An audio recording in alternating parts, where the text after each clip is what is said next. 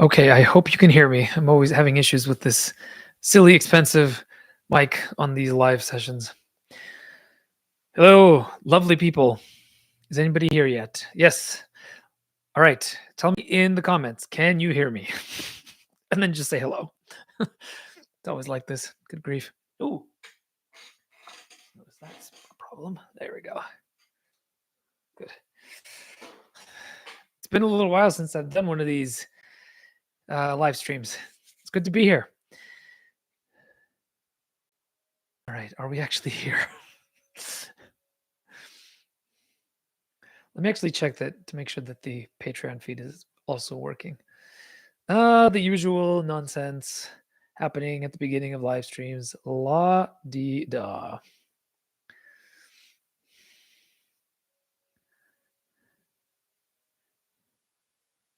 La di da. I can hear myself. Yay.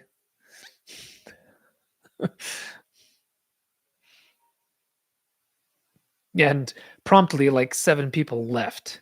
I suppose I should have expected that. Oh well. Those of you who are here, good to see you. Thanks, everybody. Welcome back to a Friday live stream. These used to be regular. They have not been regular lately, but if you don't know why, I will reference you back to my Patreon page where I have several posts explaining why I am embracing a philosophy of slow productivity this year for the purposes of sanity and also for the purposes of actually creating stuff, which has been a problem over these past few years. And something wonderful happened. I will speak more about it in a later live stream, but I actually wrote original fiction words for the first time in, I think, over a year recently. And my wife is like, "What happened?" It's like you're acting like you acted in our first year of marriage. And that's a good thing, by the way, because sometimes people think first year is bad. It has its ups and downs naturally, but that kind of madness of the first love is very active in year one. She's like, "What happened to you?" I'm like, "Well, I wrote something," and she's like, "Okay, I get it. I'm going to give you more time to write." So that was good. Truly, he's risen. Hello, Thomas. Good to see you, and hello, Felix. Welcome. Your first live stream. So today I wanted to, without further ado, get straight into the topic. It's kind of a fun one, and yeah, I'm just going to go straight into it. Recently, I decided, for reasons that will become clearer later on in this summer. I can't tell you about it yet. A little bit of secrecy there. Haha. I decided to go a little bit into the grimdark genre. Now, those of you who have followed me for a while know that I have been explicitly anti-grimdark in a lot of the kinds of things that I have said publicly and in print. In fact, I have gone so far as to go on record saying that I think that grimdark as a as a genre is something that we should avoid because of its tendency towards nihilism. Let's leave that rather simplistic thought to the side for a moment because I will address it a little bit later in this live stream. But like I said, I decided I would go a little bit into the existing genre to see what to make of it. I haven't read a lot of fantasy lately. I'll be honest with you all. I've had a bit of a dry spell with fantasy. Fantasy, I'm a Tolkien guy, right? So for me, Tolkien, Lewis, the Chronicles of Prydain, like the real classics, those things are so much better than nearly everything that's coming out now. And other than a few really good writers over the past 5-10 years who have come out with a few short series that really I think are right up there with some of the best, there's not much excellent fantasy out there anymore. I think fantasy as a genre is coming to a kind of a decadent period. Maybe that's a topic for a different time. But in any case, yeah, Felix, I'll explain what I mean by grimdark a little bit later. But just very briefly, I'm using grimdark right now in these next 5-10 minutes in the technical meaning of the term. In other words, this is what other people believe grimdark is. In particular, I recently read Joe Abercrombie's The Blade itself. Now, Joe Abercrombie is widely considered, along with Mark Lawrence, both UK writers, to be kind of the founders of the grimdark subgenre of fantasy. Although really, you should consider George Martin to be kind of the leading light of it, but Martin is kind of in a category of his own. Um, Although I think it's fair to say that his writing is certainly grim dark. Yeah, morally great characters, etc. Right now, I kind of started. I listened to the audiobook of the Blade itself. The audiobook is written by it was read by a fantastic narrator, so that really helped. But I was expecting this to be a bloodbath. I was expecting it to be filled with repulsive characters that I had no ability to empathize with, in kind of a long, drawn out experience of real life that was supposed to make me feel bad about everything, which is my experience of roughly books 2 through 5 of Game of Thrones. Although I have gone on record and continue to say that I think the first book, A Game of Thrones, is actually quite a good one. But the Blade itself really surprised me. I expected it, like I said, to be this morally gray, difficult to empathize with main characters, blood, gore, guts, people making awful decisions, children being tortured, this sort of thing. What I actually got was something quite different. From the very beginning, we are thrust into a situation where you have someone who's like a former barbarian who is known for his bloody ways, having a near-death experience that essentially changes his view on the world and makes him much, much, much more willing to consider turning back on his past and trying to embrace something like a slight possibility of morality in a world where such morality is very unlikely to happen. So what's going on here is actually this is a world that is very, very much like our own. It's not a real fantasy world. I mean, it is. It's a medieval fantasy in the traditional setting, but the way that people act, people's worldviews, the expectations people have of each other, the kind of political games that you see are less War of the Roses and much more Brexit. Uh, and you can just tell that the characters here, they've just put on funny hats and interesting clothing and are saying funny names of places. But really, these are very modern characters, which is fine. I have no problem with that as an approach, as long as it's consistent, as long as it's not shoved down your throat as a kind of position of moral high ground. But I was really, really surprised and quite pleasantly at the humorous and very, very attractive manner that Joe Abercrombie has of writing. He really empathizes with his characters. He loves his characters. Yes, they are morally gray. One of them is a torturer who seems to find not sadistic pleasure in the act of torture, but a kind of moral vindication of the rightness of the world, because he himself was tortured nearly to death as a prisoner of war. And so now what he does is kind of goes overboard in the act of extracting truth from potential and sometimes not so potential offenders for the sake of kind of a balancing, a restitution of the rightness in the world, not at all for the sake of slaking some kind of nearly sexual thirst for violence, which is what normally happens in those kinds of scenes in something like Game of Thrones and in other grim dark type books. This torture character, Sandan Glokta, is actually one of the most interesting and appealing, oddly, and sympathetic characters. Towards the end of the story, you are totally rooting for this guy. And in fact, I think in book 2, I haven't gotten to it yet, and I'm not sure I will, but at least not in the near future. But by the end of book 1 and the setup for book 2, you're really rooting for this guy to win, not for this guy to go and torture a bunch of people, but for this guy to find his place in a society that's utterly decadent, that is on its last legs. It is very much like the society of the West in the decadent fall of the brilliant post-Enlightenment period of freedom and democracy, which I think we are seeing right now collapsing into a heap of goodness knows what. What I didn't like was something that is entirely a matter of personal preference, and it's part of why I've been knocking my head against the genre fantasy recently, in that most writers of fantasy nowadays don't treat fantasy as an escape from reality and a consolation for those who are prisoners of reality. And as you all probably know, unless you haven't heard me talk about this before, believe me, you will hear me talk about this a lot. So strap in, buckle up. I am a real devotee of Tolkien's ideas of fantasy being the kind of genre that allows you to have an escape from the mundanity, from the banality, from the evil, from the pain of everyday life, the escape of the prisoner, and not only to escape into some kind of secondary world where you don't have any connection with the real, but on the contrary, to find through that connection a consolation that allows you to come back into the real and make of the real world something that is much better than it was when you left it. It empowers you and gives you the strength to be able internally to be resilient and to deal with reality in a way that will help you be brave, be virtuous, be heroic. That's the whole point of the Lord of the Rings, if you think about it, really, because he lived through two world wars, and one of them he was an active participant.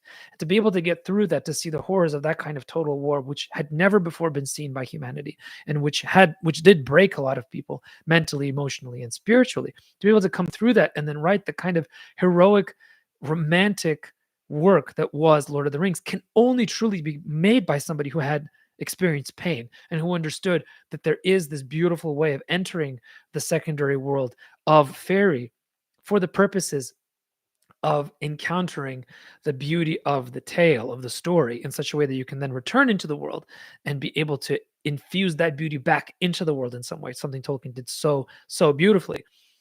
Not something that modern fantasy writers are interested in doing. I'm not blaming them. That what Tolkien does is very difficult. It's just the reality. Reality of most modern fantasy is that these are extremely modern people with extremely modern world, meaning the characters in the story, not necessarily the writers, although I imagine the writers are as well. These are characters that live in a world that is essentially the same kind of postmodern reality that we in the 21st century inhabit. They're just wearing other kinds of clothing, and they might possibly have a slightly um, maybe sometimes they have a bit more openness to magic or sometimes religion, though most of the time not. Really, essentially, what it is it's LARPing. And I'm not saying this as an insult, but this is like modern people getting dressed Ren Fair style and working out their very modern problems in very modern ways. This is the modern fantasy genre for the most part. And if it's done well, you could enjoy it. I mean, I did enjoy The Blade itself a lot. I thought it was a very entertaining story.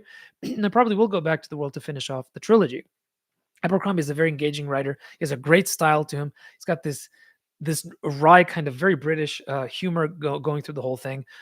It's very effective. I enjoyed it a lot. Is it grimdark? Apparently, but not in the sense that I gave at the beginning. There are some very heart-wrenching moments. There's a moment when characters that are essentially good, or at least not evil, have to kill a teenage combatant.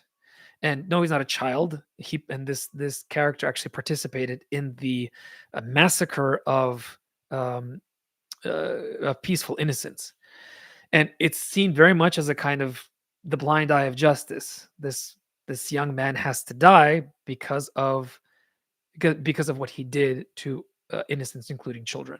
And it's a very effective scene because it really does show sort of the reality of what it means to be human in a difficult time when war is happening all around you. And the other one is there's some very sad and tragic moments of characters that are very likable, dying in rather gruesome ways. So in that sense, yes, okay, it's grimdark, I suppose. But really, all it is just a very accurate reflection of 21st century life with people getting dressed up as LARPers. And so, in that sense, is it real grimdark? Yes, officially, but it's not the grimdark that I thought grimdark was. And we'll get back to that theme in a second.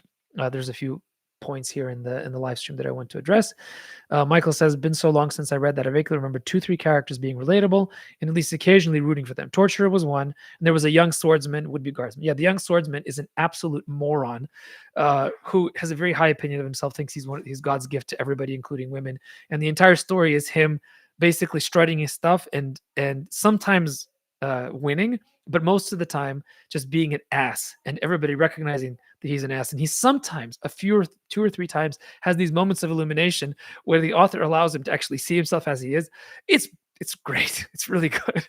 He's got these moments of humility that he can't help actually seeing himself, and you're like, man, this is good stuff. This character could actually have an arc. So I'm curious to see how that goes in the rest of the series. Hello from South Africa. Wow, first South African we've had here for a while. Excellent. Welcome. Nico says, I feel modern fantasy follows after Dune in that in that book, the reader is invited to be a tourist, but in Lord of the Rings, he's invited to participate and befriend the elves and the dwarves. That's interesting. Um, I'll have to think about that though. I'm not sure I'm not sure I agree, but it's a cool thought. Well, Herbert only warns people not to be trusting. Herbert does have a more distancing technique when he's writing, but I think a lot of modern fantasy, in particular Joy Abercrombie, does have a very it does encourage you to get very deep into the lives, worldviews, and mindsets of these characters. The second book that I read recently that I really liked um, is a book called The Justice of Kings by Richard Swan. This is a brand new series. It just recently concluded its third and final volume of this series. And the I don't know where I found it, but the covers are spectacular. For once, modern fantasy is making covers that are really good. And for once, and this was a pleasant, unexpected thing for me. It didn't seem to be that this writer was pandering to modern publishing's ideological commands, as in you have to have a certain number of this kind of character, certain number of that kind of character, who are not, and I'm talking about like queer type stuff, right? Like they're just put in to check a box, um, and because ideological, we must follow the times. And by the way, I have plenty to say about that, and I will in another video. In particular, there is a writer that writes about queer characters all the time that I read pretty much all of her work, and that's Anne Leckie. And Anne Leckie can do sort of marginalized characters really well, and she can do them really badly, just like anybody. Or actually, not just like anybody. When she does them well, it's very effective. The Raven Tower. I'm going to do a separate video on the Raven Tower at some point. It's a really interesting book. Um, but she does that. I think it's basically a trans character in that book, and I was able to get through the whole thing, and I really appreciated what she did. It was a fantastic book, but there's good reasons why. And I'll get to that in a different video. Um, so the other reason that I noticed Richard Swan's Justice of Kings is he, in his social media presence, he puts in Polish words every once in a while, and he's got like the Polish flag. It's even though he's a UK author, I imagine he probably has some Polish background, or he knows Polish. He learned it something, because it's clear that this is a Polish inspired medieval fantasy, and that really got me interested. I started to read it, and within the first chapter, I was utterly hooked. Okay, this is a fantastic writer. Richard Swan is a very good writer. He's young. He's just coming into his own. He just signed a major deal for another. This one is going to be a gunpowder fantasy in the same world as the Justice of Kings. I couldn't stop reading this thing, and it was on Kindle. I read like the first 3 or 4 chapters on Kindle, and it's very easy for me to get pushed out of it because I don't like reading on Kindle. Like it doesn't hold my attention as much as paper books do. This thing, I kept coming back to it again and again and again. Now, let me start with what I didn't like. What I didn't like is that this is very clearly a traditional Christian bashing job. There's an empire that has a very strong militaristic religious bent to it. It has this is an empire that has conquered a bunch of smaller countries and dukedoms and things like this, and has enforced religious unanimity throughout. Now, the way it's actually enforced is somewhat in a lax way. By the way, the whole idea of the Justice of Kings as a kind of wandering executioner / judge, jury, everything is very reminiscent of Severian in the Book of the New Sun, which really appealed to me. I love that series, and I like the idea, this kind of very medieval idea of the traveling justice, who in places where the king's or emperor's justice cannot reach in the form of actual judges and juries, this man becomes, in effect, the voice and the representative of the emperor's will, but in a way that is, in this character in particular, something that he takes extremely seriously. He's a very integrated man, someone who believes in his calling and in the calling of his order, almost to a fault, and a very virtuous man. Really fascinating character, fascinating setup. There's a bit of kind of crime fiction elements here, a bit of mystery, a bit of thriller. It's a real mishmash of different genres, but it works really well. And keep going to the good stuff. What I didn't like is the clear Christian bashing, even though there is no room for Christianity in this alternate world. They use words like Templars, and it's very clear that this is somebody who has been raised in a kind of anti-Christendom background, setting up a medieval world uh, that is very strongly reminiscent of the Rzeczpospolita of the 16th, of the early 12th, 13th, 14th, 15th centuries. So this is the Polish domination of East Slavic lands that happened when for centuries, where actually there was the kind of religious domination by Templars that even Russians got a taste of during the times of Alexander Nevsky and others, when you actually had invading Templars coming into Russia to kill off Orthodox because they were not Christians or not Christian enough. So historically accurate, annoying because this is done too much. But again, that's just a uh, uh, personal problem that I have with this kind of writing. But it's very internally consistent and it's very good. Before I get any further, there's some comments here that I wanted to address. Felix, you think George Martin's critique of Tolkien shows that modern fantasy writers try to be too realistic, too close to the primary world? That's an interesting thought. I hadn't thought about that. Yeah, maybe. Yeah, maybe there needs to be a kind of distance of fairy, a kind of entering into an alternate reality where you recognize elements of the real world, but they don't overwhelm it. Yeah, I think that's right. Tyler from Nashville. Hey, nice. Martin said, but Tolkien doesn't ask the question, what was Aragorn's tax policy? Did he maintain a standing army? What did he do in times of flood and famine? It's true. A lot of modern historical fantasy is obsessed with the details, with those kinds of details. But that's simply a difference in genre. What Martin is writing is historical fantasy. It's not mythopoetic historical romance. or romantic history or whatever. It's an entirely different genre. So of course Tolkien is going to be interested in that. He's writing about fairy, not about a slightly different historical reality from the War of the Roses. Sarah from Nicaea, the Green Angel Tower does a great job of showing a callow youth grown up from his own fantasies of heroism into a mature man who has seen the horror of war with an implacable enemy. When will we get a troubled but good empire and bands of rebels who are great ideologues but essentially the bad guys? Yeah, that's a good question. Maybe you should write that, Sarah. Maybe I'll write that. Hey, Baze, good to see you. Uh, yes, I've been doing very well. Hope you have been well as well. There's a funny paradox in using the word realistic when discussing fantasy. Yes, Nico, very true. All right, getting back to the Justice of Kings. Um, I loved the setting. The setting it's a little bit too expected. It's the kind of gritty, uh, smelly, gray brown dominated vision of the medieval world that is dominating right now in the visual palette of medieval films. But it's set in the middle of winter in what is clearly inspired by East Slavic lands during heavy rain downpours and snowfalls at the sort of breaking point between winter and spring. If you've been to any of those places, you know that there is no color at all in the world during that period. It is miserable, it is awful, and for the dark and depressing setting of this particular story, it works fantastically well. And it's very realistic. So yeah, I'm kind of like, give me more color. This is the medieval world. They loved color. That's also kind of a pet peeve of mine. But for this particular story, it's fine. It works. It's supposed to be what it is. The world building is fantastic.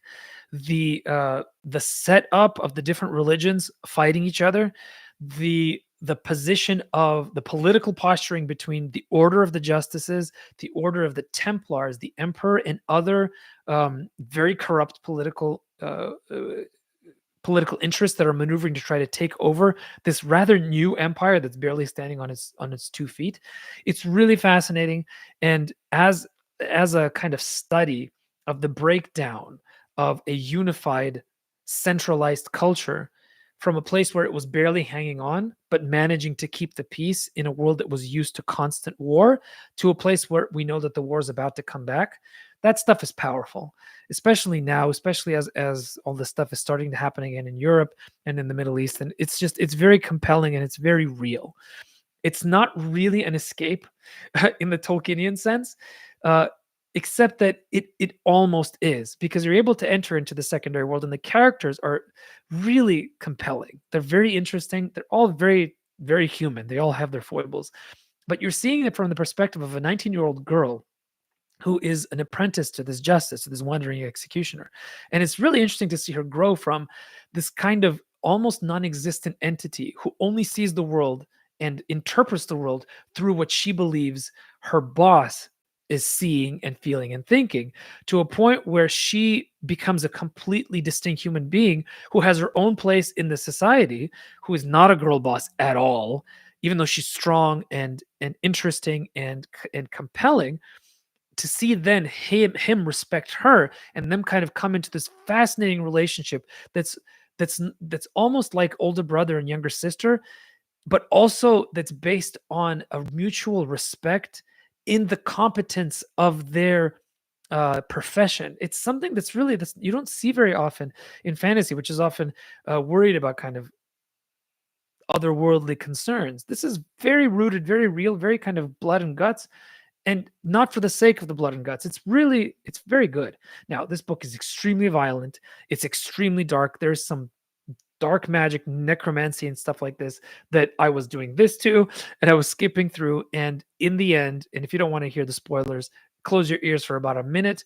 But this is a character study of a virtuous man who believes in the absolute moral clarity of his order of justices, seeing the order collapse around him into decadence, his own order as well as the empire around him, and then consciously choosing to become a man who breaks his own code in a world where such a code has no more room. So it is a deeply, profoundly tragic tale of a man who loses his center of moral gravity and becomes someone who is more utilitarian in his application of justice. Clearly, he's not going to end well. And at the end of the story, I was really rooting for him to remain the lone virtuous character, to stand in this absolute morass of crime, villainy, and just utter human failure. And he didn't. And I was so mad at Richard Swan for doing this that initially I gave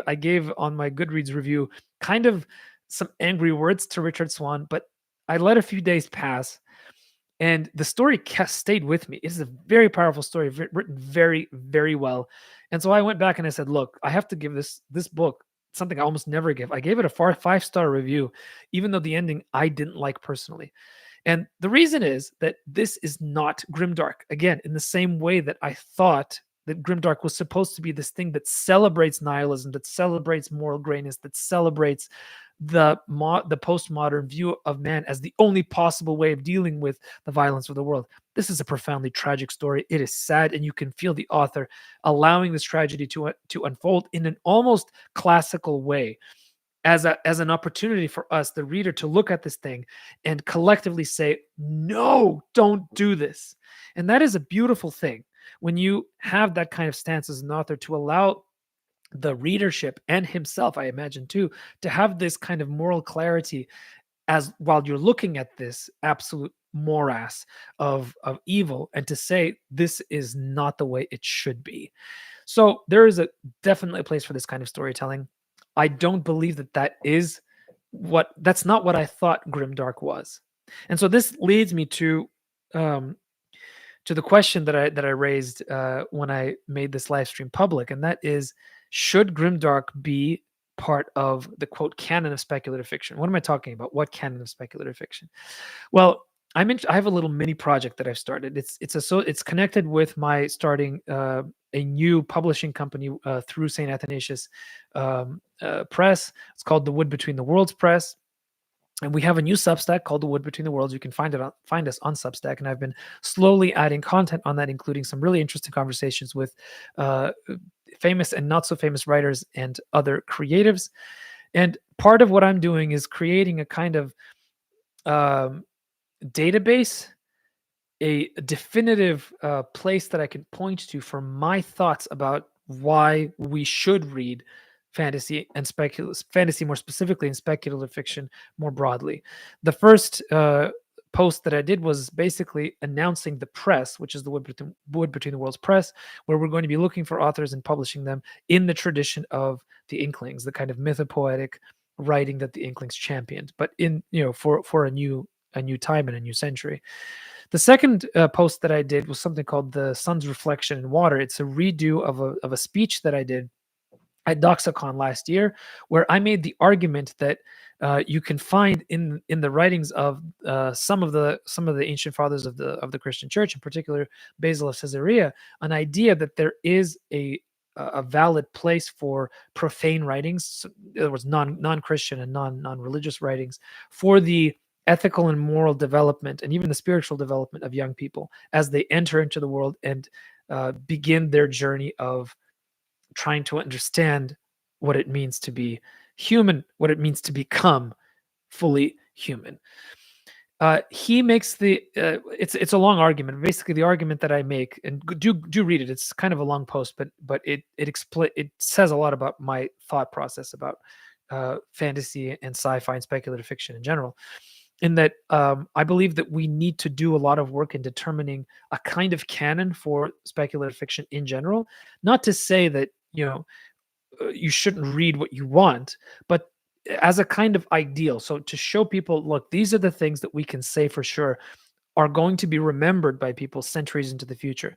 Why? Not because they're well written or entertaining or exciting, even though they might be, but because they have that a little extra something. Because they have um, because what they do is what Tolkien talks about. They help us uh, escape from the evils of reality, become consoled by the encounter with something transcendent, and then come back into the world and actually be able to change our lives for the better because of the reading that we do, not simply to find a guilty pleasure and keep pressing on that button again and again and again and again, just for the purposes of dulling the pain and the disappointment of life, which is not a very healthy way of engaging with any kind of entertainment, particularly reading. So the question then becomes: Grimdark novels, or maybe the grimdark genre in general, belong in such a canon? And I probably would have said 4 or 5 years ago, absolutely not, because by definition, grimdark embraces a nihilistic viewpoint that tends to preference a postmodern view of life to more traditional views of life, Christian and otherwise, that have predominated throughout world history up until this very strange moment that we are in, where for some reason all of us are losing our uh, anchor and not being able to relate to the world in any intelligent or useful way. I now have changed my mind actually. So the thing is that in the past I have said that grimdark is something that exists. We should probably engage with it very carefully, but ultimately we should wait for it to end and to kind of go into the dustbin of history. And I offered as a counterpart something that other writers, some of whom are my friends, have suggested might be a counterpoint to grimdark, and this is a genre called noblebright. A noblebright is, it's difficult to put your finger on it exactly. It's sort of like clean fiction. It's got a bit of the taint of Christian fiction to it, and I don't mean the taint of Christianity, but I mean the taint of a kind of Christian fiction that we all understand. It's sort of the thing in the Christian fiction section that is mostly evangelical works that tend not to engage with the actual realities of life in substantive, painful, real ways. Dostoevsky would have never been published by a Christian publisher of the 20th and 21st century. That's for sure, right? That's what I'm talking about. There is a bit of that taint in Noblebright. Some of the better known Noblebright writers have written books that I have really enjoyed, but very often in those genres, there is something missing. There is some kind of engagement with the painfulness of reality, with the real kind of rootedness of this flesh and blood existence that all the great writers, all the classics never shied away from. And I probably won't name any specific books because I have a great deal of respect for these writers. But there was one book in particular, I really won't say what it is, but at the end there was this moment of eucatastrophe for the main character. And it was, if you look at it from a distance and if you read the summary of it, it was a true eucatastrophe that should have been moving, that should have been really like as powerful as a eucatastrophe in Tolkien. And it completely didn't do the job. It was dull. It was like completely skin deep. It did not enter into any kind of depth. And this is my problem with a lot of the noble bright genre, is that it's little more than clean fiction. And clean fiction, do it for kids, absolutely. But if you're writing for adults, you have to engage the harsh realities of what it means to be human. You just have to. Otherwise, what is it that you're doing? Are you just setting up a parallel reality where everything is, smells like roses and everybody's happy all the time? I don't want it. And in a recent conversation I had with Christopher Rocchio, which you can find, it's exclusive to my patrons. So if you like Rocchio, go and check it out. Come and join our community. We are very friendly. He and I discussed this question because his stuff gets really dark and very violent and very painful to read sometimes. But his message is so profoundly good that you almost have to wade through all that darkness to get to the brightness at the other end. It's that thing about how actually we've all read Tolkien how many times, Lord of the Rings. That moment when the star comes out in the middle of Mordor is so heart-wrenchingly beautiful because there's been nothing but darkness for so many chapters before it. It's almost hard to read those Mordor chapters because, well, they're not very interesting in terms of plot development. Really, I'd love to just skip through them, but it's because there's so much pain for the main characters and this unremitting kind of darkness happening over and over and over again. It's not blood and guts kind of darkness, but it's an existential, deep kind of moral darkness that is very difficult to read, right? I think you need that now. I think we've been living for my lifetime, 40 years, and probably more, probably a generation or two more, in a world where there hasn't really been a lot of suffering compared to the history of mankind.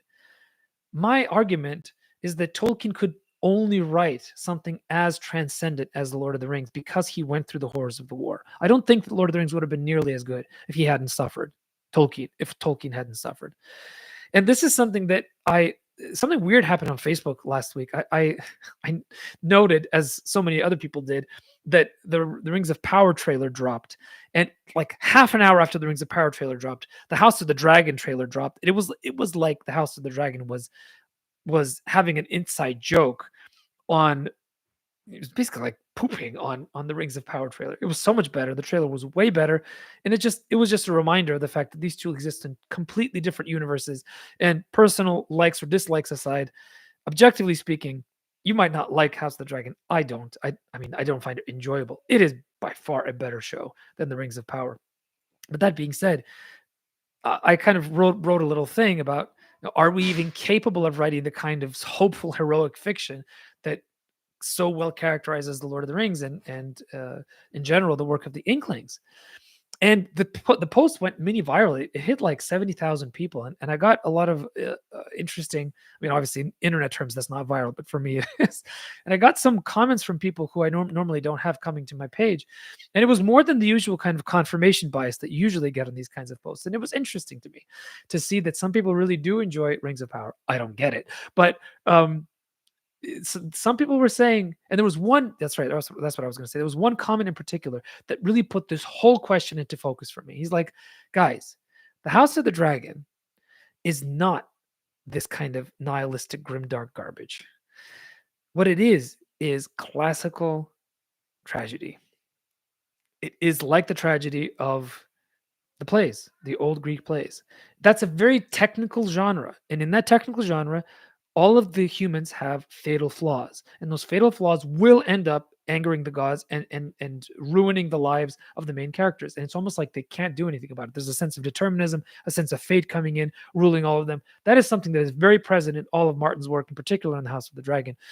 And when that person said that, I'm like, okay, now I get it. Right now, in this particular moment, in this kind of this kind of twilight of Christendom, which I think we are experiencing right now, it's like the twilight of another historical cultural period, which was reflected in the works of the great dramatists. That was the end of Athens, the end of the Greek world as the Roman world came sweeping in. It was also the end of a long and beautiful tradition of art, of philosophy that at one point they believed they were the pinnacle of humanity, that nothing could ever overcome them. I mean, they even overcame the Persians however many times. The Persians were one of the greatest empires of all time at that point. And so that comment that he made really focused it for me. And that reminded me that, yeah, we need tragedy sometimes. We need the clarity that tragic genres provide. So I wholeheartedly say that some grimdark entries must be in the canon. Will Richard Swan's Justice of Kings series be in the canon? I'm going to finish the series and I will let you know my personal opinion on that. Does Abercrombie's Blade itself trilogy belong in the canon? I'm not sure. I don't think it's as hefty and as powerful as some other Grimdark things that I've read, but it's certainly an enjoyable read. And we'll see if I get to the end. I'll let you know about that as well. But that's what I wanted to talk about today. These kinds of shorter reviews of fantasy and sci-fi media is something I'm going to be doing more for the Wood Between the Worlds. This video will appear on the Wood Between the Worlds Substack, either in edited form or not. We'll see. And it's also something that we talk about here in my Patreon community. This is a public stream today. So welcome to you all who are not members. If you'd like to join us, please do. Tonight at 8 p.m., so in a few hours, 3.5 hours or so, I'm going to be meeting with my patrons for an exclusive Zoom get-together so we can all actually see each other and talk to each other. We'll be discussing book 3 of my Raven Sun trilogy. Raven Sun series. And whatever else you want to talk about, lovely people. And that link will be available just a little bit before 8 p.m. tonight for those of you who are members. And if you're not a member, come and join us. There are free trials at some of the tiers. And I'm going to be doing a lot more Patreon exclusive work as I slowly and probably definitively begin to move away from social media. I'm starting to get sick of the way that Facebook and Instagram has a tendency to run my life. So we'll see. I'm going to be doing a lot more things on Patreon, some of which is going to be public and available for everyone, but we'll see. So in the meantime, thank you all for coming out, and we'll see if there's any more comments that I missed here. Seraphim needs to first finish his Manorial Giants in the Old South and the Civil War stories. Yeah, totally. Do it. His rebels are the good guys.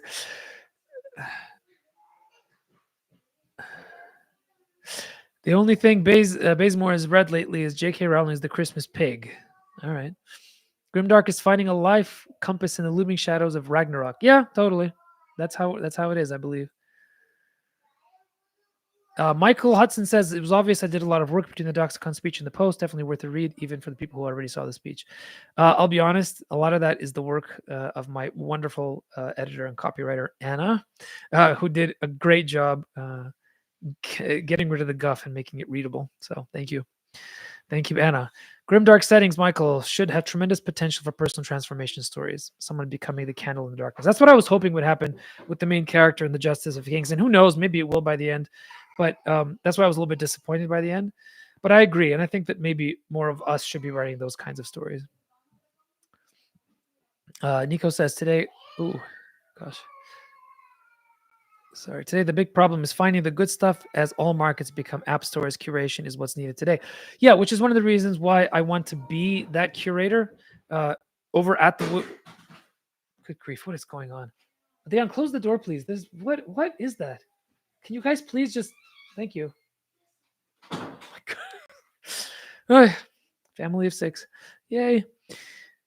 Noble Dark, says Brittany. Okay, all right, but and this is the point that I didn't make and I was going to make.